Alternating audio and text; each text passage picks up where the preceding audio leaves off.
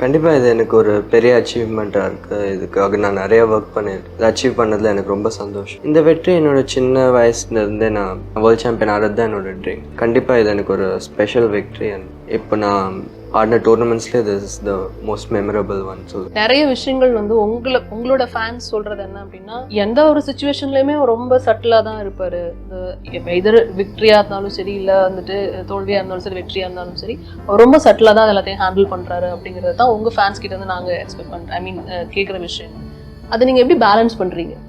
கண்டிப்பாக நிறைய எமோஷன்ஸ் இருக்கும், நிறைய ஸ்ட்ரெஸ் இருக்கும். பட் சின்ன வயசில் நான் அவ்வளோவா ஹேண்டில் பண்ண முடியல என்னால். பட் கொஞ்சம் எக்ஸ்பீரியன்ஸ் டெவலப் ஆனோன்னு, கொஞ்சம் மெச்சூரிட்டி வந்தோன்னே இது எனக்கு பெட்டர் எமோஷ்னல் கண்ட்ரோல் வந்தது. அண்ட் இந்த மொமெண்ட்டில் என்ன இம்பார்ட்டண்ட்டோ அது பண்ணுறதுக்கான ஃபோக்கஸ், டிசிப்ளின் வந்தது. ஸோ என்னை பொறுத்த வரைக்கும் அது ஜஸ்ட் நான் எக்ஸ்பீரியன்ஸ் கெயின் பண்ணுறது தான். But still you are in teen. நீங்கள் வந்து மெச்சூர் ஆகிட்டேன் அப்படின்னு நீங்கள் சொல்கிறீங்க. ஸோ நீங்கள் இன்னும் டீனேஜில் தான் இருக்கீங்க. ஸோ பட் நான் ஓகே, சின்ன வயசுலேருந்தே நான் இந்த ப்ரெஷருக்கு எக்ஸ்போஸ் ஆகிருக்கேன். 10-11 இயர்ஸ்லேருந்தே நான் ஓகே எந்த அளவுக்கு ப்ரெஷர் இல்லை, பட் எனக்கு எப்போவுமே எக்ஸ்பெக்டேஷன்ஸ் இருந்திருக்கு. ஸோ பட் ஓவராலாக நாங்கள் பார்க்கும்போது, அப்பா பேசி பார்க்கும்போதெல்லாம் வந்து உங்களுடைய அந்த சைல்ட்ஹுட் டேஸில் வந்து எவ்வளோ ஸ்ட்ரகிள்ஸ் இருந்தது அப்படிங்கிறது எல்லாத்துக்குமே தெரியும்.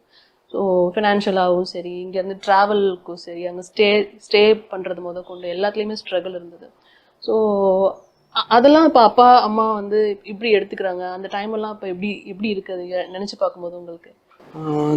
அந்த டைம் கண்டிப்பாக எனக்கு எவ்வளோ இதுவாக இருந்துச்சுன்னு தெரியல. பட் எங்கள் அப்பா அம்மாவுக்கு என்னோடய ஃபேமிலி கண்டிப்பாக ஒரு பெரிய ஹர்டலாக இருந்தது. பட் ஓகே, அந்த டைமும் கொஞ்சம் இம்பார்ட்டண்ட்டான டைம்னு தான் சொல்லுவேன். ஏன்னா எங்கள் எல்லாருக்கும் இந்த நாங்கள் எங்கேருந்து வந்திருக்கோன்ற ஒரு பர்பஸ் கிடைச்சது. என்னோடய என்னோடய ஃப்ரெண்ட்ஸ் எல்லாம் எவ்வளோ அந்த டைமில் எங்களுக்கு ரொம்ப சப்போர்ட் பண்ணாங்க. ஸோ அந்த டைம் டஃப்பாக இருந்தது. பட் அது கடந்து வந்ததுனால தான் இவ்வளோ அச்சீவ்மெண்ட்ஸ் பண்ண முடிஞ்சதுன்னு நான் நம்புகிறேன். நிச்சயமா. எஸ்பெஷலி நான் ஏன் இதை கேட்குறேன் அப்படின்னா, அப்பா வந்து quit his job, so to take care of you அப்படிங்கிறது ஒரு விஷயம். ஸோ 2 பேருமே டாக்டர்ஸ். அப்பா வந்து அந்த ஃபீல்ட்லேயே விட்டுட்டு உங்கள் கூட ஃபுல்லாக ட்ராவல் பண்ணிட்டு இருக்காங்க அப்படிங்கும்போது, ஸோ இவ்வளோ பெரிய விஷயம் பண்ணியிருக்காங்கிறப்ப நம்ம அவங்களுக்கு பண்ணியிருக்கோம் அப்படின்னு எனக்காவது ஃபீல் பண்ணியிருக்கீங்களா? ஸோ நம்ம ரீபே பண்ணிட்டோம் அப்படின்னு எனக்காவது ஃபீல் பண்ணியிருக்கீங்களா? நான் எல்லா கேம் வின் பண்ணும்போது, எல்லா டோர்னமெண்ட் வின் பண்ணும்போது அவங்க ஹாப்பியாக இருக்கிறத பார்த்து எனக்கு சந்தோஷம் தான். பட் அவங்கள நான் ரீபே பண்ணுறதுக்கு எதுவுமே என்னால் பண்ண முடியாது. ஸோ என்னால் முடிஞ்சதை பண்ணுறேன். அவங்களுக்கு அவங்க ஹாப்பியாக பார்க்குறதுக்கு அவ்வளோவா நாங்கள் அவ்வளோவா செலிப்ரேட் மாதிரி பண்ண மாட்டோம். பட் அம்மாவோட பேசணும், கொஞ்சம் ஃபேமிலியோட டைம் ஸ்பெண்ட் பண்ணுவோம். அதுவே எனக்கு டே டு டே ப்ராசஸ் மாதிரி ஆயிடுச்சு.